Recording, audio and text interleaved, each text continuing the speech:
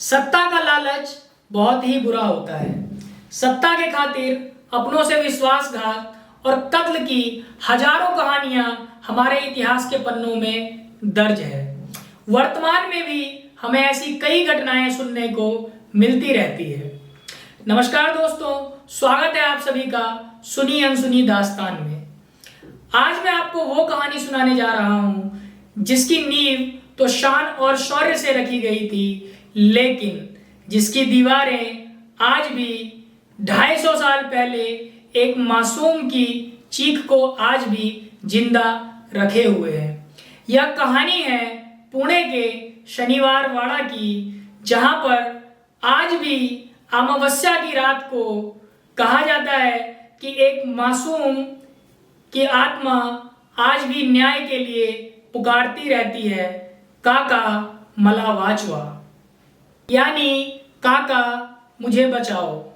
यह कहानी है मराठा साम्राज्य के पतन की। इस किले की हर एक दीवार आज भी इंतजार करती है उस खौफनाक रात की, जिसे आज हम लोग कहते हैं शनिवार वाड़ा। नारायण राव की चाची आनंदीबाई के मन में ईर्ष्या प्रवेश कर चुकी थी। वह चाहती थी कि गार्दी सरदार नारायण राव को पकड़े। उन्होंने एक गुप्त संदेश अपने पति रघुनाथ राव को भेजा और उसमें उन्होंने एक शब्द का हेर फेर कर दिया। उन्होंने उसमें लिखा था धारा। धारा जिसका मतलब है पकड़े, उसको बदलकर मारा कर दिया गया। मारा यानी कि उन्हें मार दिया जाए। वो अमावस्या की रात थी जब भाड़े के हत्यारे गार्दी सरदार तलवारें लेकर महल में पहुंच गए और महल में उन्हें आता देख नारायण राव, जो कि 16 साल के मासूम राजकुमार थे, इधर उधर भागने लग गए। वह महल के हर एक कोने में छुपने का प्रयास कर रहे थे, लेकिन हत्यारे उनके पीछे पीछे आते रहे और आखिरी में उनको सिर्फ एक ही रास्ता दिखा, अपने चाचा का कमरा। वह अपने चाचा के कमरे के पास गए और वहां जाकर वह यही उम्मीद लगाए बैठे थे कि काका दरवाजा खोलेंगे और मुझे इन हत्यारों से बचाएंगे। क्योंकि वो दरवाजा बंद था तो वहां जाकर वह एक ही बात बोल पाए। उनके मुंह से सिर्फ एक ही बात निकली, काका मला वाचवा।